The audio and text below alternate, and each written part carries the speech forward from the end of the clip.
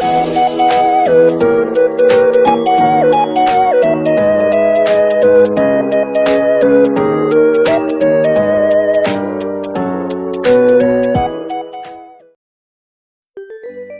排呢，我就同我女朋友去咗台北嘅市立動物園啦。不過唔知點解啊，早排呢個台北個天氣都幾熱啊，咁所以最尾呢，我哋都係決定坐呢啲遊覽車呢，就係由個頂嗰度開始行落去啦。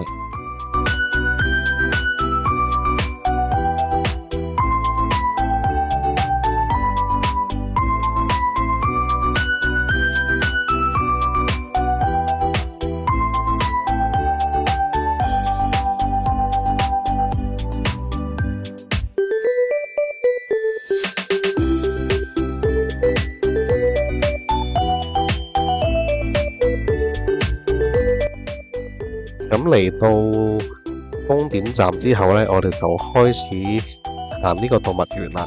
咁但係因為太熱啦，所以我哋決定都係行啲室內嘅地方啦。第一站呢，我哋就嚟到呢個熱帶動物區啊。咁裏邊係會有好多巨型嘅龜啊、蛇啊、蜥蜴啊、鱷魚嗰啲咁樣都有嘅。咁但係因為咧呢個館呢係啲熱帶動物嘅區啊嘛，咁所以呢，呢度都幾熱下嘅，我都覺得自己好似中咗伏咁樣。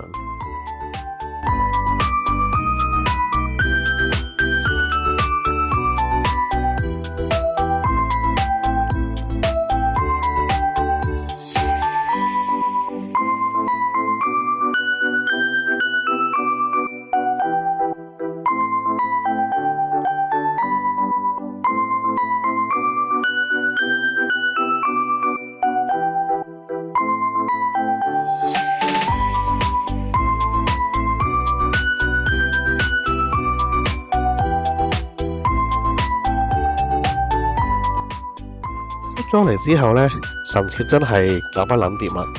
我哋決定呢，就要去企鵝館入邊睇企鵝之餘呢，就涼下冷氣。咁呢，到嚟之後就發現呢啲人係更加多嘅，睇嚟大家都係唔係好想離開呢個企鵝館，因為我嗰邊嗰個冷氣呢係好足嘅，同出邊完全係一個超大嘅對比啊！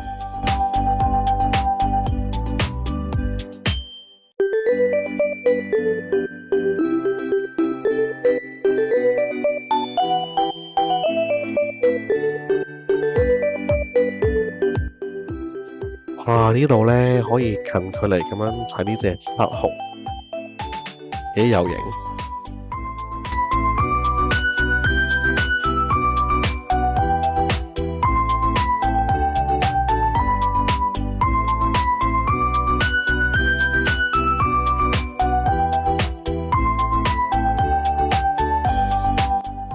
嗱，終於放飯啦，咁啊食小木屋鬆餅，嗱幾好食嘅。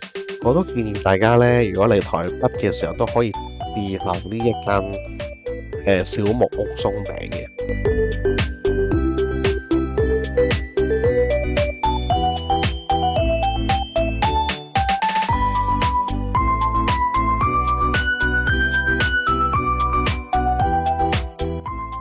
通常嚟到有熊貓嘅動物園呢，呢個就係指定動作嚟㗎啦，就一定要帶女朋友入嚟睇熊貓嘅。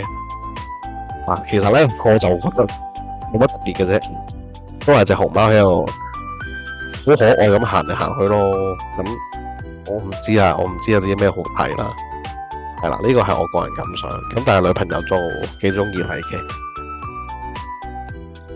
咁因為呢，我同我女朋友呢都各自嚟呢個動物園好多次啦，咁所以其實都冇話喺出邊人好耐嘅。咁加上個天氣實在係太熱啦，所以最尾我哋都係去好多室內嘅館嗰度睇下嘢咁樣嘅。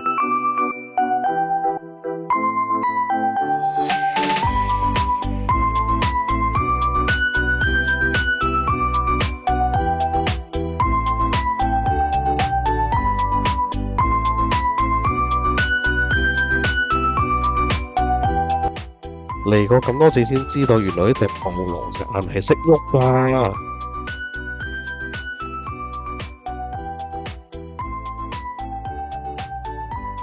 咁今次條片呢就嚟到呢度啦，我哋下個禮拜再見啦，拜拜。